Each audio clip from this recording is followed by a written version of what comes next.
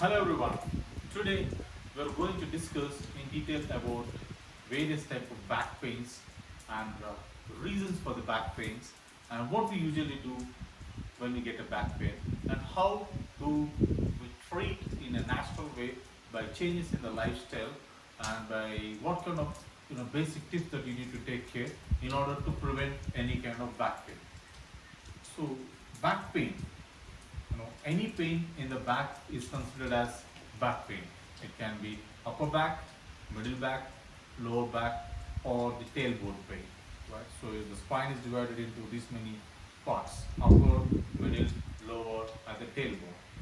So any pain in the back causes discomfort in our day-to-day life because the back spine and the vertebra needs to hold our weight in order not to have any kind of fall. So there is a lot of gravitational force acting on the spine, especially on the back.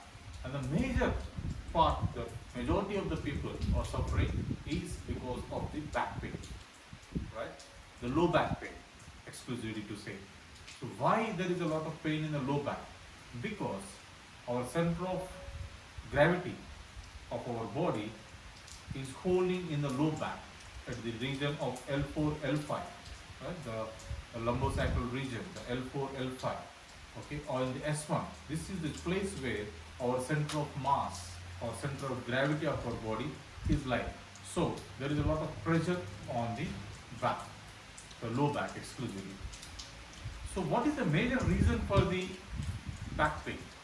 As I said in the last video, the neck pains. Why we get the neck pains? Because of the lack of physical activity to the back. Or there will be multiple reasons, maybe disc compression or nerve compression or osteoporosis of your back or arthritis of your back. Anything could possibly happen in the back. So for that, we have to get a proper diagnosis and treat as per the diagnosis, right? Don't just take, aceclofenac, diclofenac or any kind of painkillers which we get over the counter, right? So the back pain causes a lot of problem in the day-to-day life because for every action in our body the back needs to be mobilized. So when you mobilize, there is a kind of discomfort. When you have a pain, that leads to decrease in the quality of life, right? So the major reason is because of the stiffness in the back. The back muscles, when they go for stiffness, that leads to decrease the circulation and that leads to pain, right? For example, in order simple to explain, I have muscles helpful for forward bending, right? I am bending, right? I am able to bend forward. So likewise, there are muscles helpful for backward bending also, but we cannot bend backward that easily because without our knowledge, we are using forward bending muscles most of the time. We are not using the backward bending muscles. So there is a lot of stiffness in the backward bending muscles. That is the primary cause for back pain, right? One of the primary cause for back pain. And just imagine how many times we bend forward in a day-to-day life. We keep on taking the things, we move here and there, but question yourself, have you ever do a backward bend? Very less. So the action is not balanced by the counteraction. So that leads to the stiffness and that leads to the pain, right? And another thing, bending from your back directly forward and picking up the things. Never do that. You need to bend onto your knees, then take the things.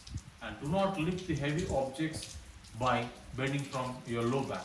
You need to bend your knees, lift the objects above the floor from the bottom of the object, not just carrying the tip of the object, right? And also these days many people, they say like, doctor, I have severe back pain and to keep it flexible enough, I do every day 3-4 kilometers of walking. Never do that. When you have a severe back pain, you should avoid long walkings, not more than 20 minutes. Okay? The maximum duration is 20 minutes because when you have a pain, when you're walking, there is a lot of gravitational force acting on your back. That leads to severe pain. So avoid long walkings or long standings and sedentary lifestyle. Do not sit in one place continuously for more than 20 minutes, right? And long drives, when you're going for a long drive, change your position, keep on moving, because the body cannot hold the pressure for long duration, right? So these are the major things that we need to take care of. And also sitting in, bad posture. Majority of the people, when we sit, we just go bend walk forward like this. Never do that. The back needs to be straight in an L shape. We have to sit in an L shape so that there is no pressure on the back. People think bending forward and sitting eases the pain. No, that is going to cause pressure and strain on the back. Okay, and also some people have a hefty shoulders, like big shoulders and big gluteal muscles, right? When they lie down, their back is not touching to the bed. They have a heavy curvature on the low back. So to support that part, the low back especially, with a small towel, like a thick turkey towel, so that it supports your low back. So by that, there is a less pressure on the lumbar region, so the lumbosacral region. And the other reason is sedentary lifestyle. Do not be very sedentary. Try to mobilize your spine. Try to do some floor exercises. Do some stretchings of your spine. Right? In our next video, I will show you some basic exercises which will help to relieve the strain and the pressure on the back. That leads to increased circulation and that leads to decreased pain. Right? And never, without a proper diagnosis, just pop on the pills. It doesn't want to help you. Maybe the pain or the symptom may be subsided, but think how much damage it's going to cause you on your liver and your kidneys, right? And there are various measures in a natural way that you can use a hot water bath to relieve the stiffness and to decrease inflammation, and various kind of oil applications, anti-inflammatory oil applications on the back.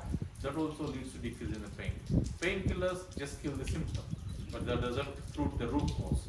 If you have an inflammation, use a natural oil applications, topical oil applications. You can also use the mustard oil, warm it and apply on your back. That will also help you very good to decrease the inflammation, right? And moreover, without a proper diagnosis, never treat yourself by your own. That is not gonna take care of your pain. You're gonna just spoil your health in multiple ways by taking the painkillers. Okay, and take a proper guidance from the doctors, the physiotherapists, and get treated eventually in a systematic way. Without the proper diagnosis, any kind of painkillers is going to cause damage to your body. Thank you.